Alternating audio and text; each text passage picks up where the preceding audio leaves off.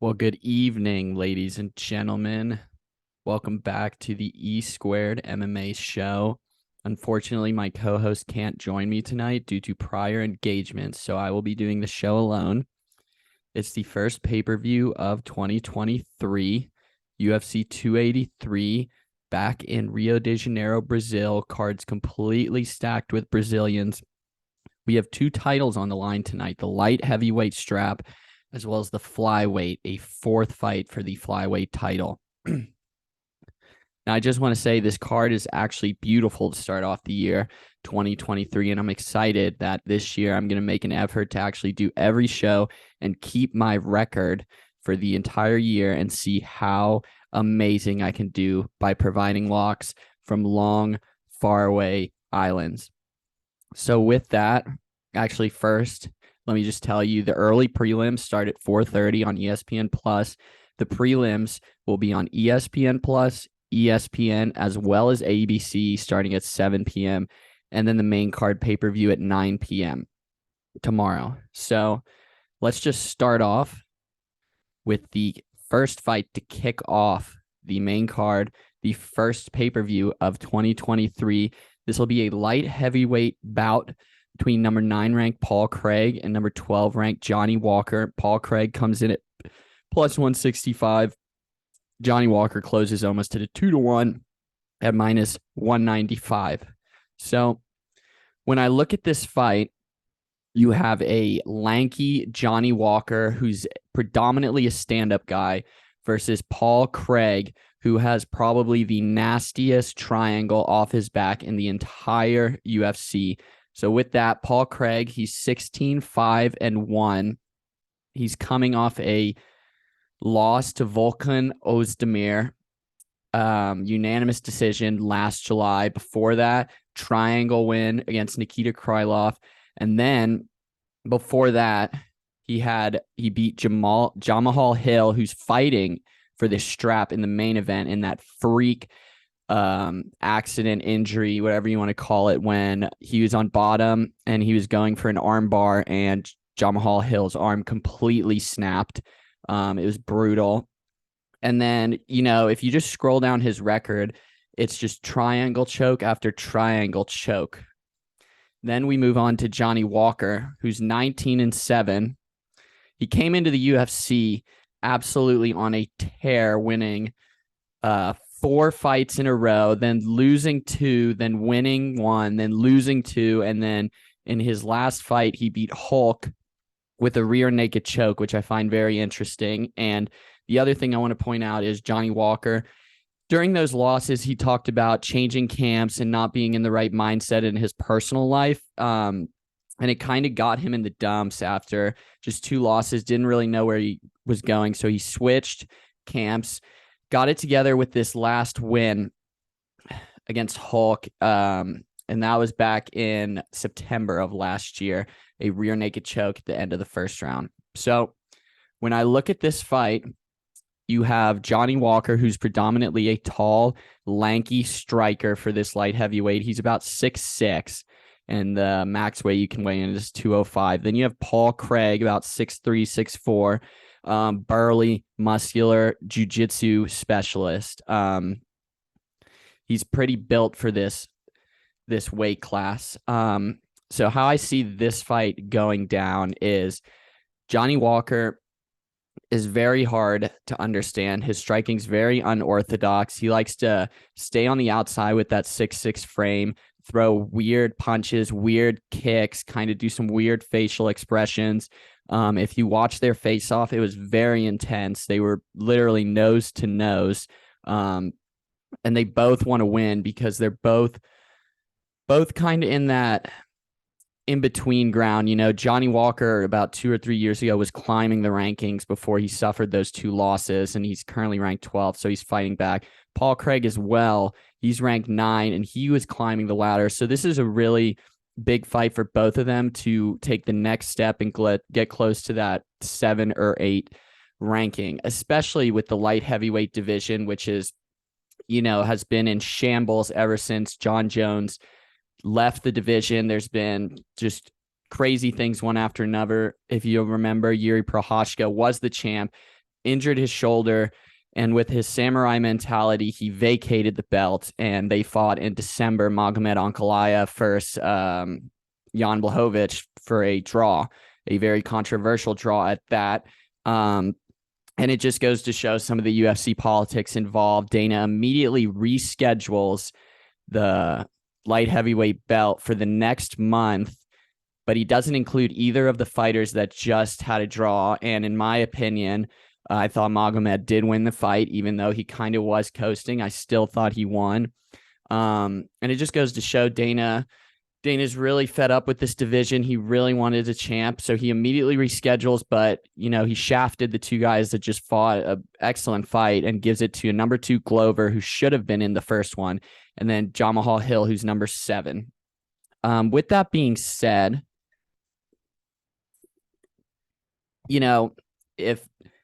if this goes to the ground, which it probably will, it heavily favors Paul Craig. Paul Craig has predominantly struggled against stout, muscular light heavyweights. If you'll remember, Volkan Ozdemir, he's about 6'1", probably weighs like 220. Before that, Alonzo Menefield, who's like 6'3", probably 240. Before that, Jimmy Crute, Khalil Roundtree.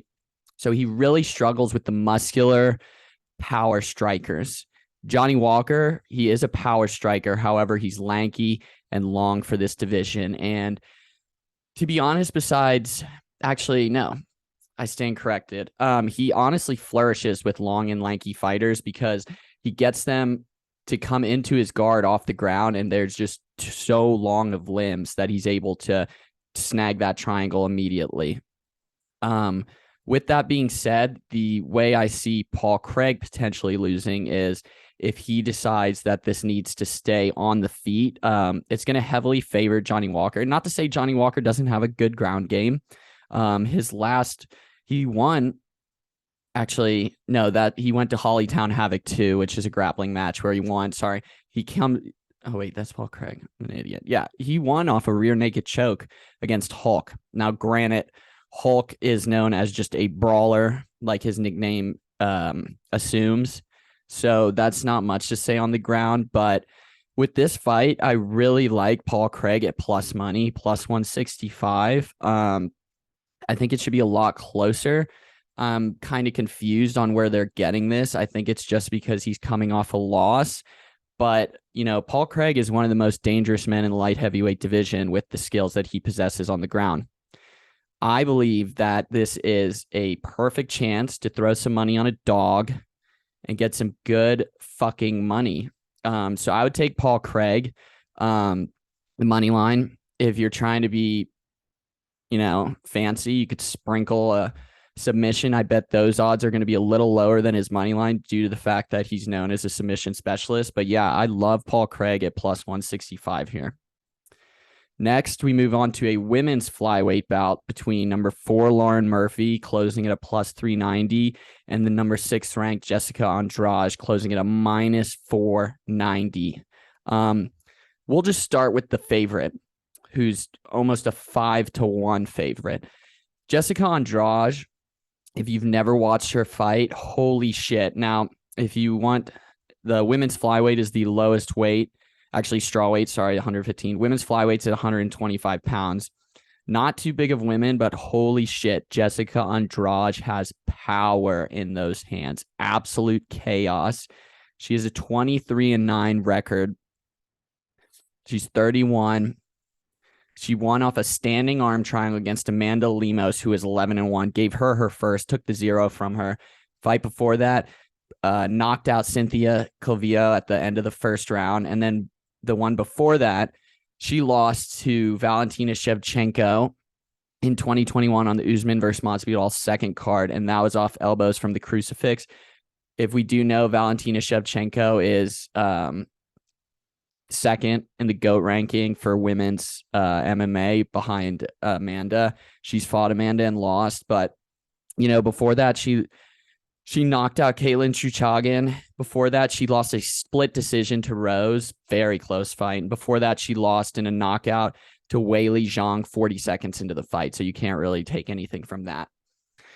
Going over to Lauren Murphy. Lauren Murphy is also a stand and banger coming in at 16-5. She's 39 years old. Keep that in mind for a couple seconds. She's coming off a unanimous decision win to Miesha Tate, who returned after, I want to say, 3 years. Before that, she also lost in a championship fight against Valentina Shevchenko in round 4 to ground and pound. Then she was riding a 5-fight win streak before this. So here's the problem. Jessica Andrade is through and through a mixed martial artist. She has the ground game, but that striking is unbelievable because for the women's flyweight division, it's really hard besides Shevchenko to find someone that can actually knock you out. And with that being said, Shevchenko is a volume puncher, so it's not even a clean knockout. It's just an overwhelming. Andrade can knock you out in one punch. And why this fight favors Andrade especially is because Lauren Murphy is also a stand-up fighter, a classic boxer. She's 39 years old. You do not want to be on the feet with Jessica Andrade, okay? Because she's going to turn it into a war. It's going to get bloody. It's going to get sweaty. It's going to get close up. She's going to dig some hooks into your liver. She's going to throw some mean uppercuts. She's going to put you up against the fence. Lauren Murphy is just a tactical American-style boxer, the 1-1-2. And the odds just speak clearly. I mean, she's minus 500. So in this fight, I would say easy right here. Andrade is your parlay steadfast, the nail that is holding together your parlay. You put the minus 500 in there and you build from there. If you're trying to get cocky, you take her by knockout. You take her by finish if you can get that. If you can get a knockout submission, take that. I really don't see this fight going to the distance. I really don't. Jessica Andrade really wants to get back in the championship debate. Lauren Murphy's also 39 years old. Not saying she was riding a 5-fight win streak, but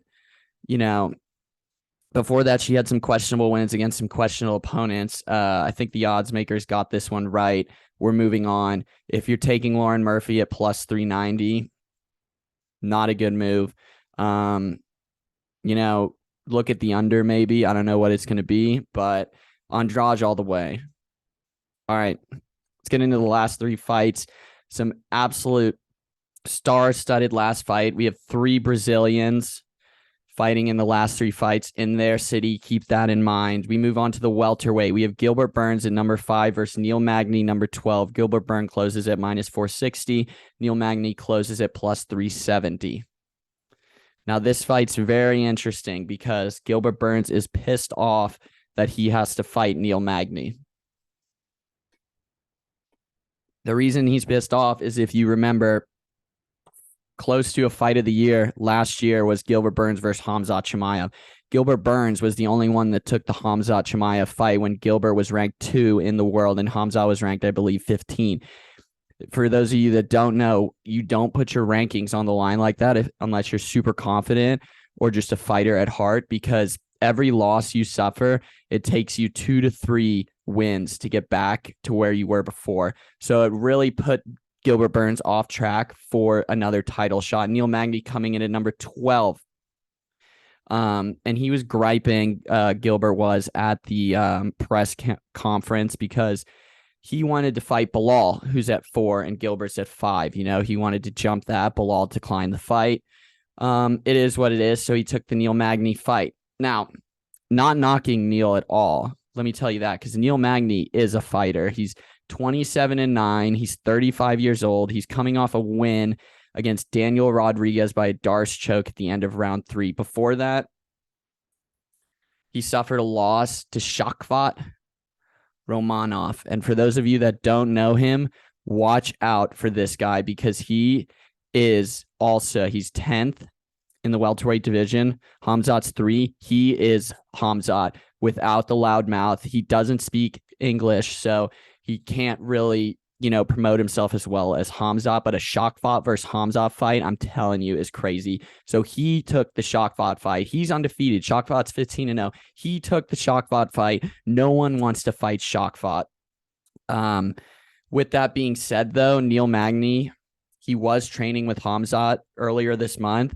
Khamzat beat Gilbert. He's a through and through mixed martial artist. He has very good stand-up game, not power stand-up game, but very technical, very in and out, touch you a little bit, jump back out. His ground game is deadly. However, Gilbert Burns at 20-5, arguably top three, not arguably, he is top three in the UFC in total in jiu-jitsu / ground game. I would probably rank Charles Oliveira above him and then slide maybe one person in front of him, but he's top three. So Neil Magny's ground game, it's going to kind of, it's just not going to be as effective as it would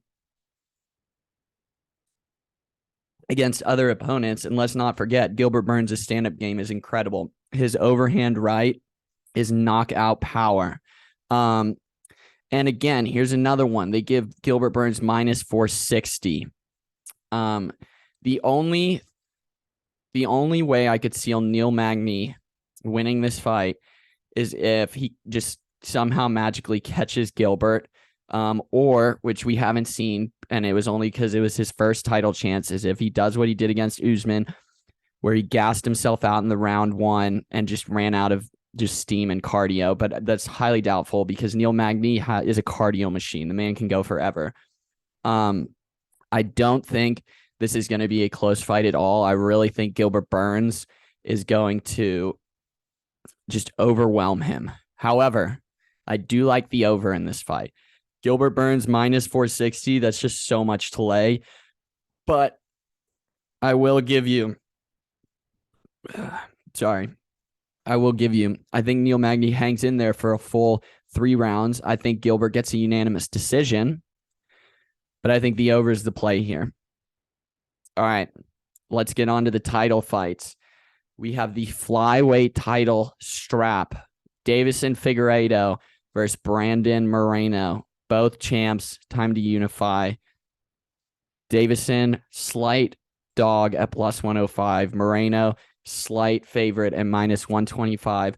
First time in history that 2 fighters have fought 4 times. And on top of that, they've gone back to back to back to back. Fun fact, the last time, or let me start with Deiveson Figueiredo is 35 years old. The last time he fought an opponent that wasn't Brandon Moreno, he was 32. So just let that sink in. He's been fighting the same guy for 3 years. They both know each other extremely well. And yeah, I find it, though, very funny how the odds makers played this because, first off, yes, this is a pick'em. It should be a pick'em. It looks like a pick'em. It's funny, though, that they give Deiveson Figueiredo the dog a little bit because we're in his backyard. Brandon Moreno's Mexican. Figueiredo's Brazilian. We're in Rio de Janeiro.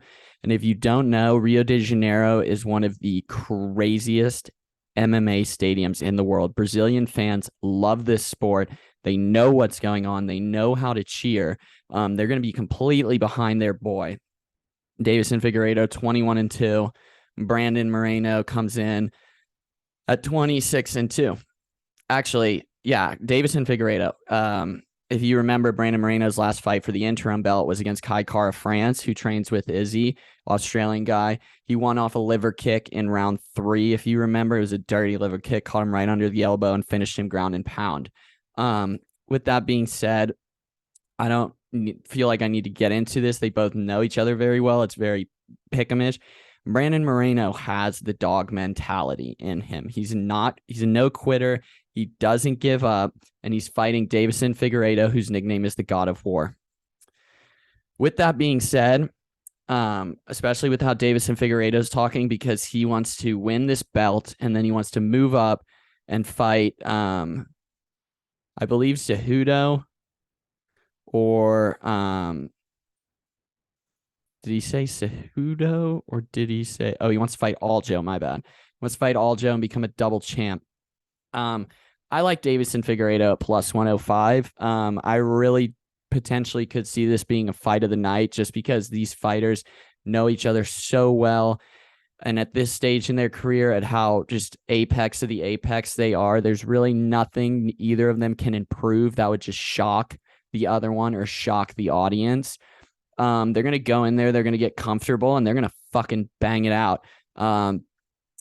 Deiveson Figueiredo, the one time he lost to Brandon Moreno was because he had a terrible weight cut and got gassed in there, and Brandon Moreno flooded him. Brandon Moreno, excellent cardio, Mexican style boxer too. He's going to get in there close and he's going to fucking feed some hooks to the body. He's going to make it a little scrap in the telephone booth. He's going to be fucking hammering LBY, YYB for those of you that play fucking UFC. But I'm going to give it to Deiveson Figueiredo, especially at the home crowd. I think the Brazilian takes it home. Moving on to the main event. Let's close it out. We have it, the light heavyweight title. Number 2, Glover Teixeira versus number 7, Jamahal Hill. Glover Teixeira plus 120. Jamahal Hill minus 140. And like I said, this is the weight class that is absolutely a shit show. I just am so confused. First off, after the draw, Jan, even though, you never want to interview a fighter who's lost or take a lot of hits after the fight because they're kind of confused, but he did say Magomed won. I thought Magomed won, even though he did coast at the end, but I think it's a disgrace that you don't give either of those fighters a rematch. I thought you should have done Magomed versus Glover in like March. However, obviously Dana wanted someone to have this belt, especially with Yuri vacating it, and this is probably the slowest moving division besides the heavyweight division, which we will see in March, I believe. Yeah, March. Glover's plus 120, Jamahal's minus 140, which I find very fascinating. Jamahal Hill is 11-1. His only loss is that arm snap to Paul Craig. He beat Thiago Santos ground and pound last August. He knocked out Johnny Walker in February that year, and then he knocked out Jimmy Crute. I mean, the man is a power puncher on the feet. He's pretty big for this weight class. He's 6'4", very lanky. He's got a 79-inch reach compared to Glover Teixeira, 76. But Glover, he's defying father time at this point. The man's 43 years old, captured the belt last year. He was winning the Yuri Prochazka fight until he made a mistake and let him take his back and got choked out. But I love Glover at plus money. I think Glover is the much more rounded fighter, especially when Glover's ground game is impeccable. If the man gets you on the ground, he knows how to transition. He's so technical on the ground. He knows what the next position is, where he needs to put his body to be effective. Jamahal Hill, all we've seen out of him is striking. And on top of that, I think they gave Jamahal Hill the minus 140 because they think Glover's age at 43, he has a weak chin. If you want to go back to the Jan Blachowicz fight or the Thiago Santos fight, the man was getting fucking pumped in the face and eating it like it was nothing, walking forward and able to secure the takedown. I really think that's how it's going to go this fight. I think Jamahal Hill is going to land some fucking power shots on Glover, but Glover's going to eat him, walk him down, take him down, and then submit him. I love Glover Teixeira at plus money here. I think he captures the belt again, defies the age. I mean, he's a stand-up guy too. There's nothing you can hate about him. No hate on Jamahal Hill. He's a young up-and-comer, flashy, gets very sexy knockouts, but I really think we haven't seen his ground game yet. The only ground game he had was against Paul Craig when his arm snapped. But I really believe that his power is not going to be a match to Glover's overall MMA ability. He's 43. He's so well-rounded. He knows what he needs to do on a fight. We've never seen Jamahal Hill in a 5-round banger. We don't know what his cardio looks like. Glover's 43 and has fucking amazing cardio. I think you take Glover by submission here to get that extra juice, and I think you take him money line. Well, ladies and gentlemen, that's going to close it out. I'm really excited for tomorrow. I think it's going to be a really good pay-per-view. There's some excellent fights all through the day. There's so many fights, and can't wait to see how I do, and can't wait till next time.